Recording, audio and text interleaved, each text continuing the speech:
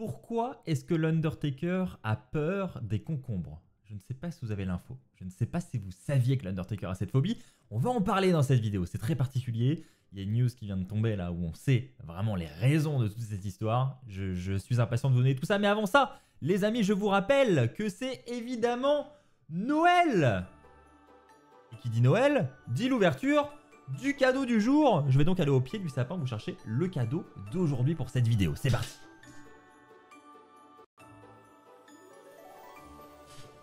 Bon, je me suis pas trop embêté, c'est le même emballage que la dernière vidéo, mais je sais que vous n'allez pas m'en tenir rigueur.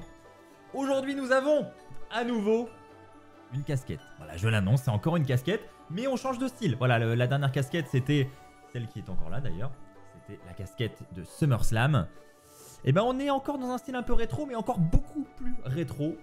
Et cette semaine, la casquette de la WCW, casquette originale.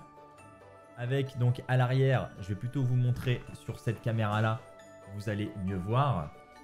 À l'arrière, nous avons World Championship Wrestling et devant, hop. Voilà. J'aime bien la couleur, voilà, je trouve que ça change. Bah écoutez, je vais l'essayer devant vous. Ah, il va falloir que je la desserre un tout petit peu. Voilà, et là on est en place. On est pas mal. On est pas mal les amis. On va donc repartir pour une vidéo news. Ce sera très certainement la dernière avant Noël. Déjà j'en profite pendant qu'il y a la petite musique de Noël. C'est totalement adapté. Je vous souhaite déjà à toutes et à tous de joyeuses fêtes de fin d'année. Profitez bien avec vos proches. J'espère que vous allez être gâtés surtout en cadeau WWE. Je veux sur mes réseaux que vous m'envoyez tous vos cadeaux WWE si vous en avez. Et dites-moi dans les commentaires ce que vous voulez pour Noël. Très intéressant. On commence donc avec la première news, les amis. Je voudrais qu'on parle de Netflix. Et oui, encore, mais en même temps, c'est un petit peu le sujet d'actualité en ce moment. On a plus de détails sur ce qu'on pourra retrouver sur la plateforme, que ce soit du côté des États-Unis ou du côté de la France. Alors, premièrement, au niveau des langues, on sait qu'il y aura du français. Alors, pourquoi on sait tout ça? Je vais vous donner évidemment tous les détails, les amis. Il y a Netflix qui a sorti un article sur son site internet où en gros c'était une sorte de FAQ où ils ont répondu aux questions les plus posées, les questions que les gens se posent.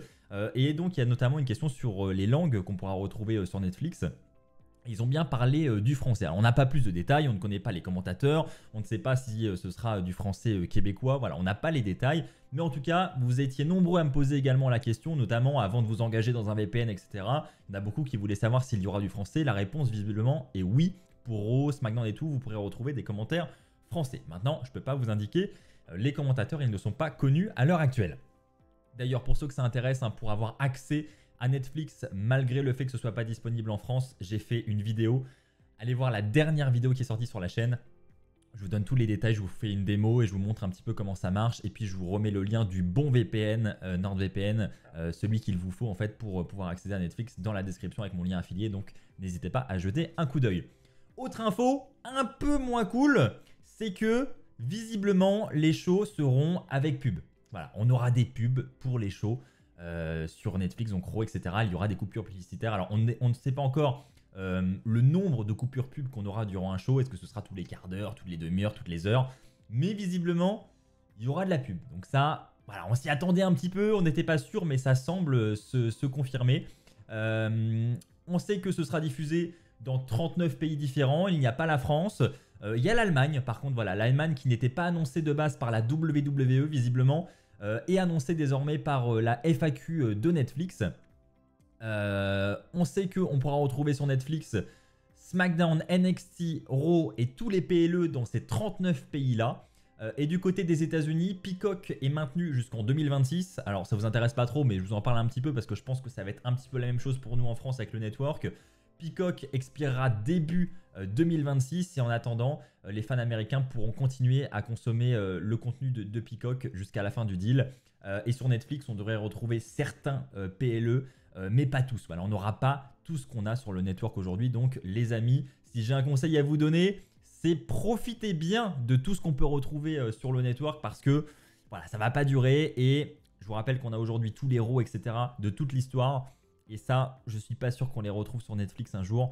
On en aura sans doute quelques-uns, mais on les aura peut-être pas tous. Donc il faut en profiter pour ceux qui veulent se faire plaisir. C'est le moment ou jamais. Voilà pour cette première news sur Netflix. Une deuxième news peut-être, le passage de Raw sur Netflix aurait provoqué une certaine confusion en coulisses. Donc on va encore un petit peu parler de Netflix parce que, je vous l'ai dit, pour nous, c'est pas clair. Mais c'est pas clair, y compris en coulisses. Et ça, du coup, c'est un peu moins cool. Voilà, le fait que même en coulisses, on ne sache pas réellement comment ça va se passer, c'est un peu inquiétant. Et c'est vraiment ce qui se passe. Effectivement, je rappelle quand même que Netflix, c'est pour dans 2 semaines. Voilà, le premier Raw sur Netflix, c'est dans 2 semaines.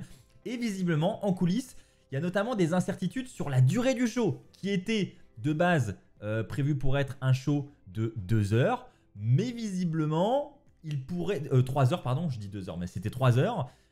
Et visiblement... on ne sait pas. Est-ce que ce sera toujours un show de 3 heures? Est-ce qu'il sera un peu moins long? Visiblement, Netflix serait très flexible, aurait annoncé être flexible sur la durée du show. Donc, on pourrait avoir une semaine un show de 2h30 et la semaine d'après un show de 2h15, voire 2 heures. Voilà, à voir quand on aura les premiers shows. Parce que visiblement, même en interne, même du côté des talents, c'est pas totalement clair. Et ça, c'est quand même assez fou, je trouve, alors qu'on est à 15 jours du show. Voilà, une chose est sûre, c'est que SmackDown, par contre, durera bien 3 heures. Pourquoi? Parce que SmackDown aux États-Unis sera sur USA Network. Il y a un deal qui a été signé, donc ce sera sur une chaîne de télé. Et donc pour cette raison, il a été signé un deal d'un show de 3 heures. Donc tous les shows, tous les autres pays qui auront SmackDown sur Netflix devront suivre le format original de SmackDown. Donc ce sera pour le coup également 3 heures sur Netflix. Et donc là aussi on imagine avec des pubs. Voilà, donc j'espère que ça vous éclaire un petit peu plus.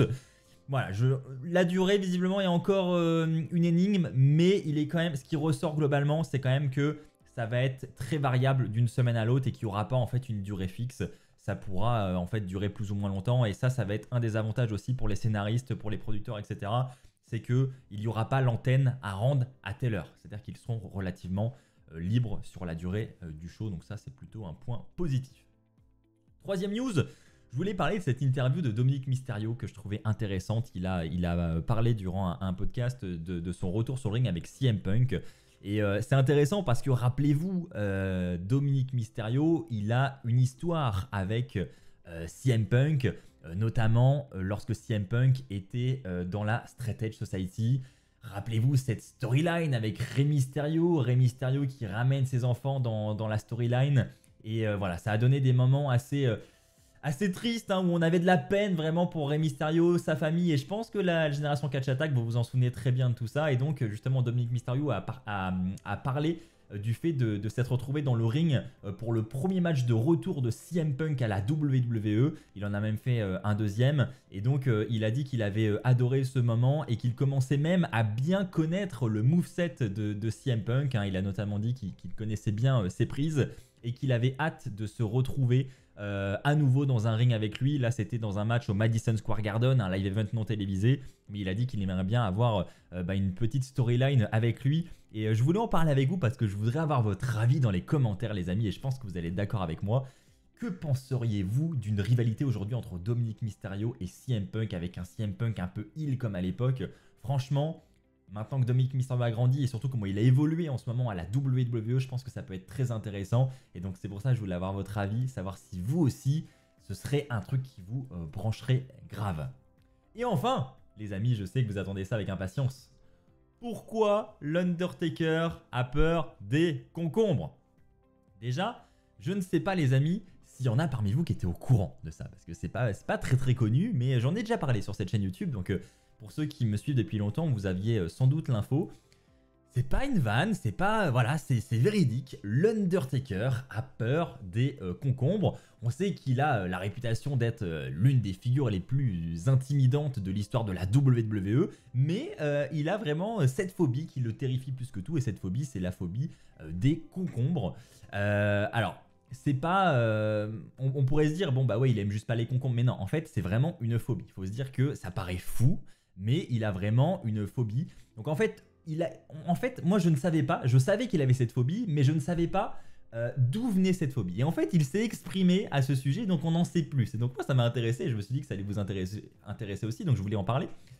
En fait, quand il était enfant, il a un souvenir, d'avoir mangé énormément, enfin énormément, j'exagère, tout de suite je dis énormément, on a l'impression qu'il a mangé une remorque entière de concombres, non j'exagère un peu, il a mangé des concombres en fait, et il les a vomis abondamment après, ce qui lui a vraiment laissé un mauvais souvenir de ce légume. Il a été malade à la suite de cette assiette de concombres visiblement, et depuis, c'est resté dans un coin de sa tête, et il en a eu la phobie à vie, ce qui fait qu'aujourd'hui, il évite les concombres, que ce soit dans ses sushis, que ce soit dans ses assiettes, dans ses plats, etc. Il demande systématiquement à ce que ses plats soient sans concombres. Voilà, un burger avec des concombres par exemple, non. Voilà, il va enlever les concombres, ça c'est sûr. Et même les voir de visu et tout, il supporte pas ça. Il y a d'ailleurs sa fille, c'est Michel Macoul hein, qui a révélé ça, qui a confirmé qu'il ne supportait pas la présence de concombres dans son domicile, et qui a également dit que sa fille s'amusait justement de cette phobie auprès de son père, et que pour son anniversaire, des fois, elle lui offrait des concombres, qu'elle s'amusait à en cacher dans la voiture, sous son oreiller, etc. Voilà, c'est sa petite fille qui visiblement est assez taquine. Il a révélé également une petite anecdote qui est assez fun, que j'avais déjà entendue moi personnellement, c'était avec Paul Bearer. Il se rappelle d'une fois où Paul Bearer avait caché des concombres dans son repas. Là aussi pour le taquiner, il avait glissé des concombres dans... Voilà, je sais pas quel était le plat, mais en tout cas il avait caché des concombres. Et il voulait que l'Undertaker en mange sans s'en apercevoir. Sauf que l'Undertaker s'en est aperçu. Et l'Undertaker est assez rancunier puisqu'il s'est vengé. Voilà, il s'est vengé auprès de Paul Bearer. Et comment il s'est vengé?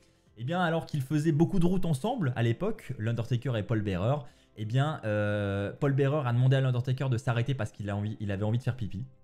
Et qu'est-ce qu'a fait l'Undertaker? Il y avait énormément de routes, mais il a dit « Non mon gars, tu m'as fait manger du concombre, je ne m'arrêterai pas, tant pis tu vas te pisser dessus. » Et pour la petite histoire, c'est ce qui s'est passé. Paul Bearer s'est pissé dessus et c'était la petite revanche de l'Undertaker. Voilà, et bah écoute, je pense que après cette petite anecdote de pipi sur le pantalon de Paul Bearer, on peut se quitter avec une musique de Noël. Je pense que la transition est parfaite. Merci à vous les amis d'avoir suivi cette vidéo, j'espère qu'elle vous a plu, j'espère que vous avez aimé cette petite anecdote sur l'Undertaker, elle est trop sympa. Et pour conclure cette dernière vidéo avant Noël, je trouve que c'est une belle manière. Voilà, n'hésitez pas à me dire ce que vous en pensez dans les commentaires. Merci à vous, encore une fois, d'avoir regardé cette vidéo. Merci de me suivre. N'oubliez pas le pouce bleu pour me soutenir. Et puis, merci également à ceux qui me regardent sur TikTok. Ça me fait extrêmement plaisir. Je vous mets le lien du VPN et de la vidéo pour vous informer un peu plus sur comment s'abonner à Netflix pour ceux que ça intéresse dans la description. On se retrouve très vite. D'ici là, portez-vous bien. N'oubliez pas, soyez toujours très fiers d'être fan de catch, pardon. Et surtout, joyeuses fêtes à vous, joyeux Noël et profitez bien les amis. À très vite.